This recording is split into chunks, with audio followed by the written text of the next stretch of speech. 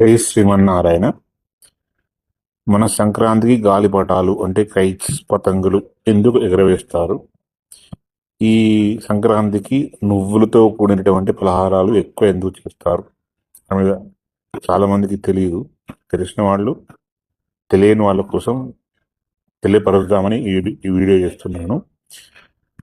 చిన్నప్పటి నుంచి గాలిపటాలు అందరూ ఎగరవేస్తారు. దానికి ఉన్నటువంటి శాస్త్రీయపరమైనటువంటి కారణాలు మన ఋషులు ఎందుకు పెట్టారని దాన్ని తెలుసుకుంటే కనుక మనకు జ్ఞానం కలుగుతుంది. ఈ ఇటువంటి సంక్రాంతి సమయంలో వాతావరణం చాలా చల్లగా ఉండడం వలన చిన్నపిల్లలకు కానీ ఎవరికైనా కూడా ఉష్ణం తగ్గి చర్మ సంబంధించినటువంటి వ్యాధులు వస్తాయి.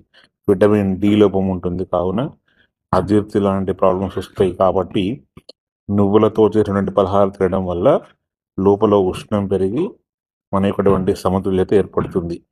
అదేవిధంగా మన యొక్కటువంటి చర్మంలో డి విటమిన్ లోపం వలన ఉండడం వలన పతంగిలు అంటే గాలిపటలు ఎగరడం వల్ల సూర్యుని నుంచి వచ్చే కిరణాలలో మన చర్మాన్ని తాకి డి విటమిన్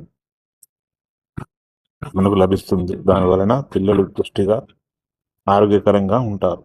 దీని మర్మార్థం ఇది. జై శ్రీమన్నారాయణ.